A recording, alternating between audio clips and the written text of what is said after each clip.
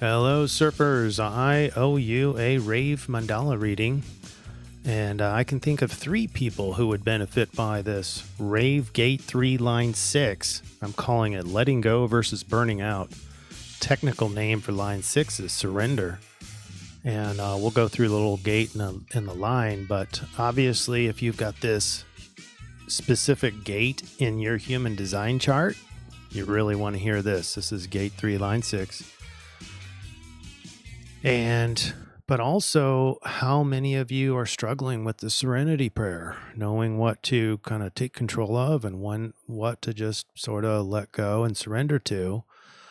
That's this whole discussion. So even if you don't have this gate in your chart, well, you still might benefit by it. And then lastly, third is the CIRF report. Those who are into our energy report each week. This one is the report number 448. Each one of these energy reports on a weekly basis has a human design solution in it. And this one happens to be Rave Gate 3, Line 6. So if that sounds interesting, join our community and subscribe. We are ready to roll. Right here. Here's, let me give you a little background. For those of you who are in or have watched the CIRF report number 448, you will see on Easter, this is the 20th of April, 2025, the sun will hit Gate 3, Line 6, and that's why, and this is the biggest energy of the week. And so it makes this gate line continuum come alive. So all of us need to be aware of what this is. All right, so the gate overall, the gate includes 6 lines. And it says difficulty at the beginning. The fundamental challenge of initiation is to transcend confusion and establish order. That is all encompassing of all the different lines. The goal of Gate 3 is about chaotic trial and error process of initiating really anything new. It teaches that struggle and mutation are natural. Order emerges through disorder, not by avoiding it. True wisdom lies in discerning whether to put the nose to the grindstone, i.e., adapt and persevere, and then when to surrender, i.e., let the process unfold or let the whole thing collapse if that's the case. Where is this gate, by the way? If you're here for the human design, let's go over here. Back to this one. And we'll get rid of that chart. Here's just a random chart, but I want to zoom in to the sacral chakra. And Gate 3 is right here. It makes a channel to 60. In this chart, it's undefined. So this would be under the undefined definition, but we'll cover briefly what to do in that case.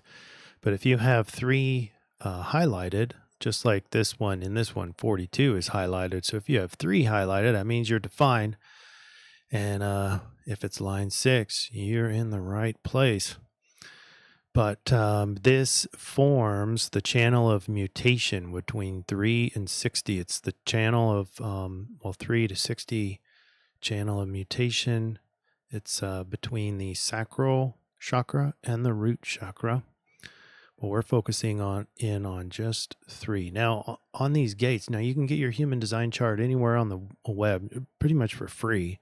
I mean, for free. Should still be for free.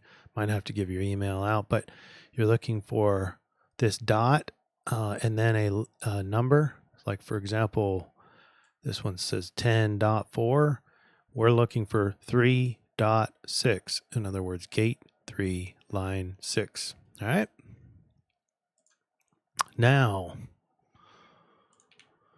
let's get back to our line, and it says surrender, the ultimate maturity to recognize when struggle is futile. It's the age-old battle. Should I keep working on this or should I just let it go? So on the upside, as its light sustains, so life goes on. The innate acceptance that ordering is a process, not a problem. But on the downside, its deep depression says, as darkness overwhelms, life can seem worthless, leading to depression and the sense of hopelessness. The overwhelming power of confused energy can lead to depression. Guess who that's ruled by? That'd be Pluto. The increment's ruled by the sun. But the goal of this line overall, it reveals the maturity to recognize when persistence becomes futile. That true wisdom lies in releasing control and without the shame of Pluto and, putting your head down. It's a balance. So in all I Ching lines, this is the Rave's version of the I Ching, or it harnesses the power of the I Ching.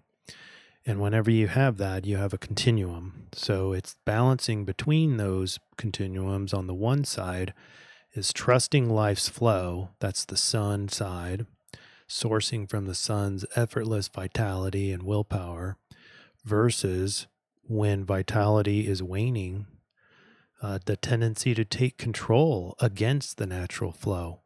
The more control of the process, the faster you burn out and cannot sustain. This is called burnout or overwhelm, and it accelerates towards despair. Despair's depths forces the surrender that Pluto's rebirth requires. An alternative way to describe this, or alternative titles of this line, would be Let Go or Burn Out, The Wisdom in Release, or When Struggle Becomes Futile. Now we need to go look at the increment and decrement. And we start with the increment side. That's the sun. This represents the art of naturally giving life to the process. It's partly, so just the solar aspect, it's partly kind of go with the flow, so in the natural flow of life, but also part willful intervention that isn't demanding or controlling. The sun allows for patience and willpower to let the processes unfold naturally, but also intervene seamlessly in the right part of the cycle.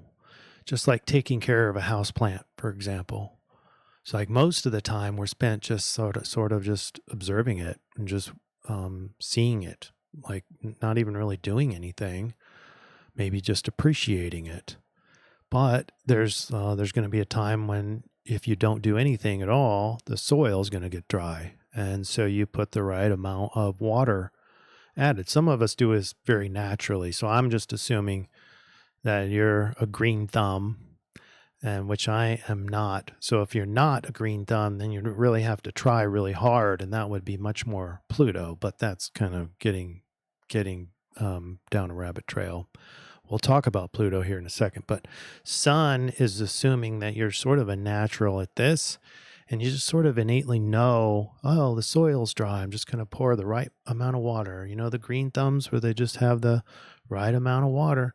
That's the solar aspect. So you are doing things, right? So it's not like just lazily waiting for the plant to grow completely. You have to give it some food. You got to get it some water. If it's getting too much sun in the window, then you may maybe move it over to the shade a little bit. So there is action, but it's more of like a seamless. You're not really trying, even if you're maybe really working hard, like laboriously, but it's not like difficult. To you, because you're good at this thing. It just comes naturally. Okay, does that make sense? So the best way to work on the solar aspect, because you can see there's still some doing and being involved in this to do it naturally, that the best way is to use your inner authority in human design. Everyone has an inner authority. Well, not everyone, but most of us have an inner authority. And those who don't still have an authority. But find that out, because that will help you in determining when to water the plant, for example. But there are other signs that the sun is getting too extreme. And I have 4 of them, 4 examples. So one is like a spiritual bypassing. If you've heard of like trusting the process, just trusting the process is an excuse for avoidance or denial of real issues.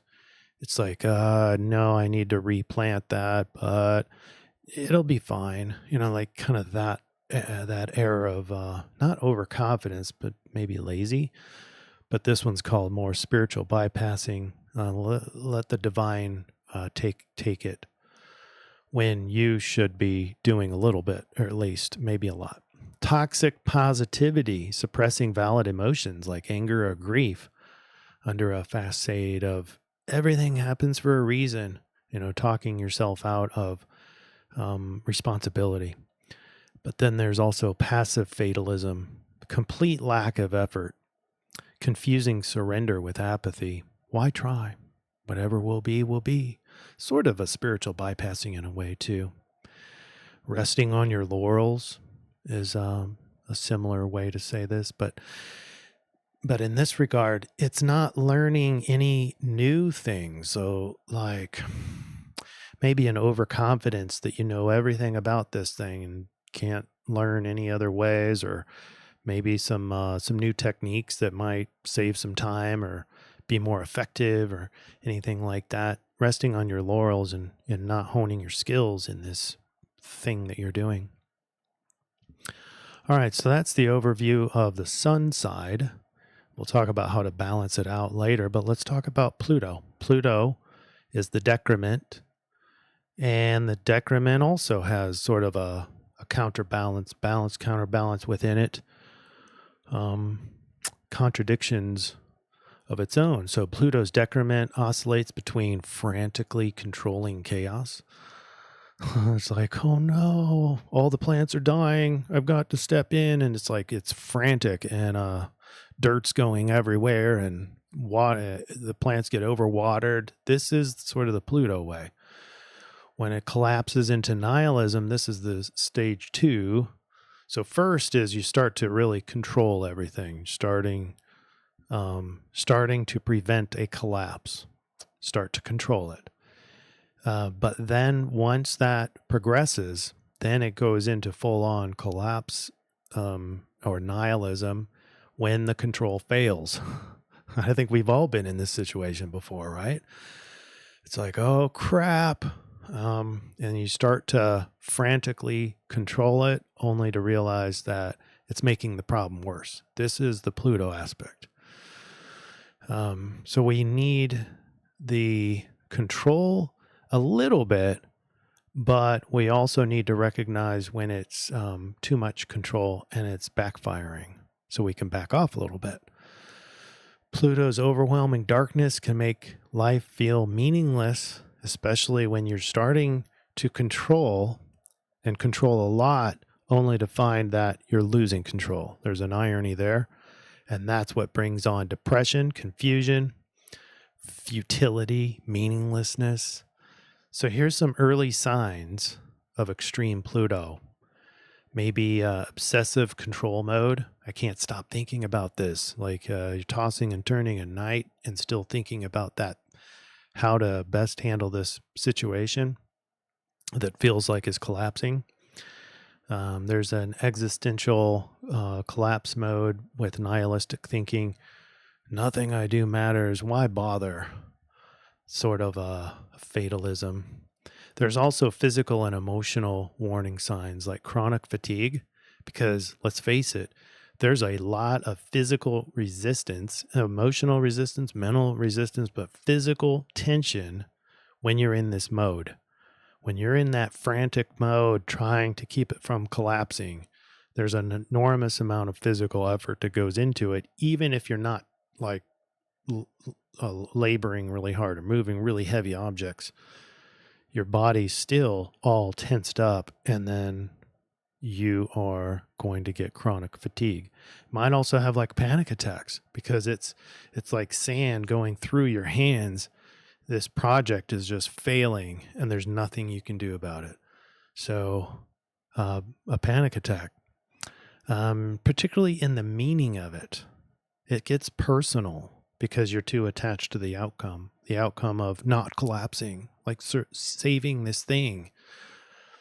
And then when you know you can't, This is the extreme of the extreme Pluto. Deep depression, hopelessness indicates too strong of an attachment to the project or the goals you had for the project. So the key for the Pluto side is recognize phase 1, which is just some early signs of control. And that is different than the sun's just sort of natural engagement in the process. Like you're not really like mentally trying, you're just sort of doing because that's what you do. And it's not, and it can be very physically exerting, but yet you're not really trying. You just sort of know when to do it and you do it and that's it. Or you're just sitting back observing. Pluto is different in that it is getting more and more frantic, more and more resistance, more and more meaning until it doesn't have anything. You still keep holding on to it, still keep trying to control it and prevent it from collapsing. Then the next only other phase is breakdown and collapse. And that includes depression, hopelessness. Obviously a place where we don't want to be. But if you notice that early enough, you can move back over to the sun side, maybe take a step back. So let's talk about how to balance all this out. Let's first talk about balancing using the sun increment side. Let's say the project starts to get a little messy. Is you just tell yourself, hey, this mess is temporary. I'm just going to let it unfold naturally. I'm not going to ignore it. I'm not going to try to pretend there are no problems, but I'm going to give this a little time to let the dust settle. So here's some things that you can do practically. Embrace the productive chaos. This is a mental construct, is be able to see disorder as enriching the process and not a failure. If anything, you can learn through this process. Another thing you can do to prevent the hastening of the project fail is setting iterative type of goals. And what these are, instead of going out on the horizon to 5 years, and that's a hard thing to do, by the way, but it's not this line, is to have long-term goals. But this line says just do short-term goals and do partial, tiny objectives. And it's called an iterative because if you get too attached to long-term and an outcome, then you're sort of committed to that. And no matter what comes, you have to like stay on path.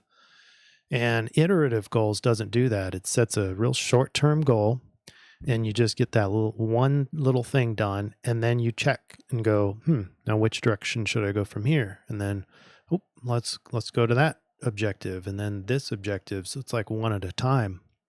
That's just an idea. You can also practice non-attachment. This one is essential, in my opinion. Ask, am I clinging to an outcome, or am I only going to enjoy doing this if let's go back to the plant analogy.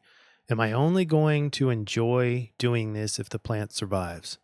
In other words, if I'm only attached to a certain outcome, you can almost guarantee that you will be into the Pluto side because once it starts to deteriorate or there's a challenge or a problem that comes in that you didn't expect or did expect, then you're going to try to control it into the outcome. And that is Pluto. That's not Sun. And then there's an element of time in this Sun aspect in the increment side. I've got my pointer in the wrong section. So postpone rigid deadlines. Let solutions emerge if your inner authority says that that is the right thing to do. Now, for the Pluto side, this really is like when a project really does start to break down, we are going to need a little bit of Pluto. We're going to need a little bit of resistance. We're going to need a little bit of control. But we don't want to squeeze the life out of the project and kill it. That's how, ironically, it does it. But for the Pluto side, this mess is unbearable. I'm going to drown in it. It's kind of once hopelessness starts to come in, and starts slowly, but more and more dominant in the mind. You can name the resistance. That's the technique. Name the resistance. Write it down. What am I refusing to accept? Is it the outcome? And that's a no-no. We've already talked about that. But is it, it's basically the why. Why am I doing this? But also, you tend to see like mind catastrophizes, makes things worse or more profound than they really are. So if you write it down and you can get to a detail of the micro detail that you're having a really hard problem accepting, and that makes it not such a big elephant to eat. There's another technique called hit rock bottom faster. So if you're exhausted, you can stop sooner. Don't wait for the collapse. Learn the earlier signs of impending exhaustion. So this is a physical, mental, and emotional burnout, physically drained, etc. And you can press pause and you can consciously move over to sun for your own well-being. What you don't want to do is let this thing kill you just by keeping at it, sacrificing yourself for this thing, unless it's really a high priority for you. Turn despair into data. Pluto's depression often points to what needs to change. Pluto's depression will point you to what's really most important for you, what aspect of this project. We can do controlled burn rituals to keep your mind from catastrophizing. So you safely release control with one of these rituals. So basically you could take a piece of paper, write down the things that you are resisting, or maybe some worries that you're having that are maybe unfounded, fears that point to the outcome, and you find yourself maybe super attached to that. So write it down, and then you can take a lighter and burn the thing, or shred it, put it in the shredder, or release it in like one of those Chinese lanterns. Basically, you're getting the worry separated from you. Some people can really benefit by that technique. Seek witnesses. Share struggles with trusted others to dilute isolation. And then some practical ways to meld these things together. What's called a mutational journal. Track how past chaos led to unexpected order. And you most likely will see some of the things we talked about with the sun and some of the things with Pluto. We can also do, this is for human design folks, it's called 360 channel activation, and that is coming back to the chart. So it's that sacral and root chakra channel 360. You can find other people. If you're undefined like this person is, this isn't my chart, by the way, but I also don't have either one of these gates. So if you don't, and you're really interested in it, find someone who does and be around them. And you'll find that you will have a better time with this balance because you are near them. Undefined in human design means it's conditional, and you'll be conditioned by the people around you, whatever their chart is. So that's always an option. Surrender deadlines. For non-urgent tasks, try, I'll work on this until my energy shifts. That's similar to what we talked about before. Celebrate failed starts. Each false start is a mutation step. Honor it. And you can mix that in with the iterative goals. And then lastly, monitor attachments. Regularly check for strong attachment to specific outcomes. Can't stress that enough. We cause our own suffering by not knowing that we have very strong attachments to certain outcomes. And when it doesn't happen and you get bent out of shape, then you're in that Pluto unconsciously into the Pluto control and collapse mode. So watch out for that. One example that I thought of that really came easily to me is when we were out on an old property. We had a goat, and goat mama had 2 kids, and it was really disheartening that the mama goat was preventing it was the second kid from suckling, from getting any milk, would headbutt and push him off to the corner. And I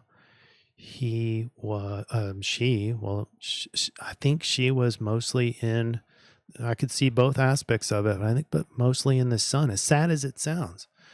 So we took the little kid and tried to nurse it, gave it milk from mama, tried to get some colostrum, seeing it starting to disintegrate. It was starting to collapse and starting to die. And eventually it died, I think day 2 or day 3. And sure, yeah, it could have been something that we didn't do right or whatever, but it's not like we were experts. But we have to assume that mom knew something and trust that. It is just as heart-wrenching as it is. It was an example of, she knew that, I'm pretty sure that mama knew if she did this, she would be in this mode herself, and she would basically risk dying to save the kid. And so it's better to save self and save the better of the two. I don't know, just a weird example, but that one came to my mind. And it turns out she was right. I think. I could have been that she was wrong, and then we didn't know how to save the kid. It's totally possible, but we have to assume that mom innately knew. Her inner authority knew. And just a hard example, but I thought I would throw that out there. I don't know, what examples do you guys have in your life, in your experience? I have several others, but they're really personal, and I'd rather not talk about those. But anyway, well, here it is. And this is real. This is a real problem in a lot of our lives. All right, let me know what you think. And I will put if you haven't seen the CIRF report, I will put that link down and I'll put a card up here. And have a wonderful day, everybody. We'll see you next week.